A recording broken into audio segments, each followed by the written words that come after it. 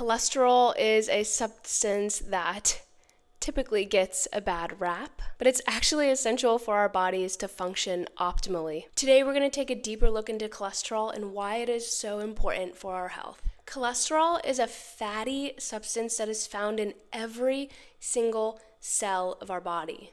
It plays a crucial role in maintaining the structure of our cells. Cholesterol helps your cells stay functional and flexible by supporting the cell membrane. It is also key to producing hormones like estrogen, testosterone, and cortisol, which regulate everything from our metabolism to our stress response. Cholesterol also helps our liver make bile, which is responsible for breaking down fats. Do you know that our brain even uses cholesterol to create nerves and to use communication between them?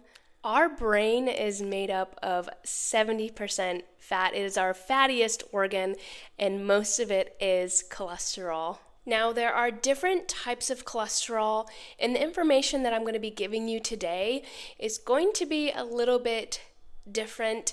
I'm going to go back in time and history and also share some more updated evidence and science-based information on why we don't need to worry about our total cholesterol being high. Now, you've probably heard of good cholesterol, bad cholesterol. What does that all mean? Well, let's just not think of the cholesterol as good and bad, but rather look at other factors that play a role into heart disease. Let's go back in time real quick to the 1950s when Ancel Keys asserted that consuming high cholesterol diets leads to heart disease. First of all, the study that he did was not well controlled, and the food that they used also was not well controlled, which means there were other factors like smoking and high sugar that were also in these studies. And now you see almost in every product on the shelf, there are seed oils in everything, which we have now found actually causes more damage to our cells than just eating cholesterol. But that will be a whole video in and of itself. Right now, we're just going to focus on cholesterol. So we went from eating steak and eggs in the morning to now eating these sugary breakfast cereals, and we have not seen a decline in heart disease. In fact, we've actually seen obesity and heart disease rise since then. Which brings me to my next point is, what is the connection between sugar and cholesterol? That doesn't make sense. If we consume sugar, that our cholesterol gets high. Well, in 2016, a review study showed that high consumption of sugar increases the levels of your LDL. Not only that, but it raises your triglycerides. Triglycerides are a type of fat in your body that can also clog your arteries. Not only that, but having a diet high in sugar is going to give you high blood pressure and just systemic inflammation all over your body. Okay, right. So let's go back. Our total cholesterol does not determine whether or not we're going to get heart disease.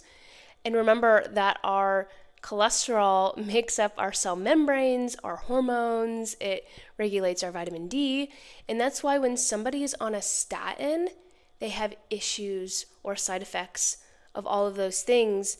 And I even see that some people are really, really low in cholesterol, and that is not healthy. It's actually a predictor of Alzheimer's and dementia. Remember what I said, our brain is made up of cholesterol, and we need it to function. When it comes to LDL and HDL, our LDL has two different types.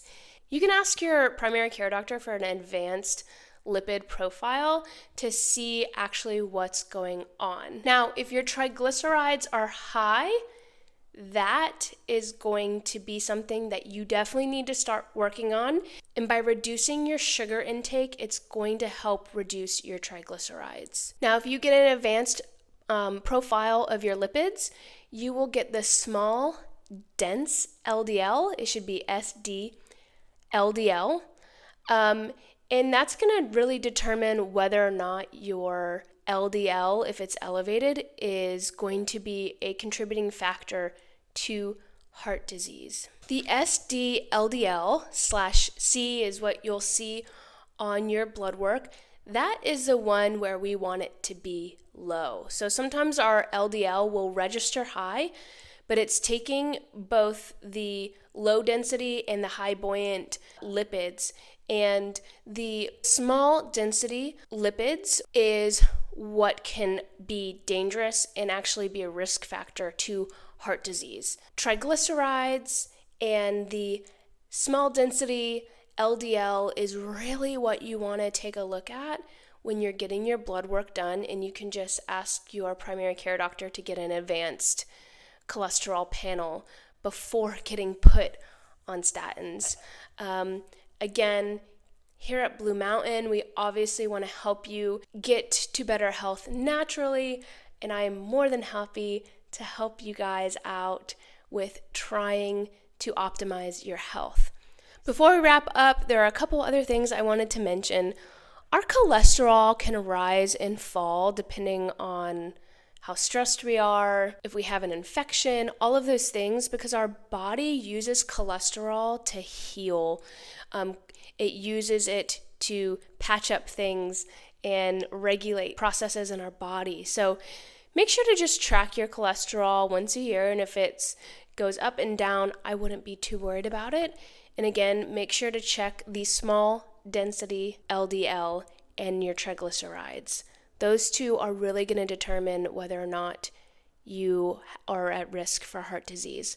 Now, a few potential risks for inflammation of our arteries, diet-wise and lifestyle-wise: overconsumption of seed oils, overconsumption of sugar, smoking, processed foods, and low vitamin E. Not only that, but living a sedentary lifestyle. All of these factors can contribute to inflammation of the arteries and causing the atherosclerosis or heart disease, heart attack, stroke. If you are having trouble or have a history of heart disease, or maybe somebody in your family has had heart disease and you want to prevent that from happening, please make sure to book an appointment with me so that we can get down to the root and change your lifestyle so that you can prevent disease in the future. I really hope that you guys had learned something from this video.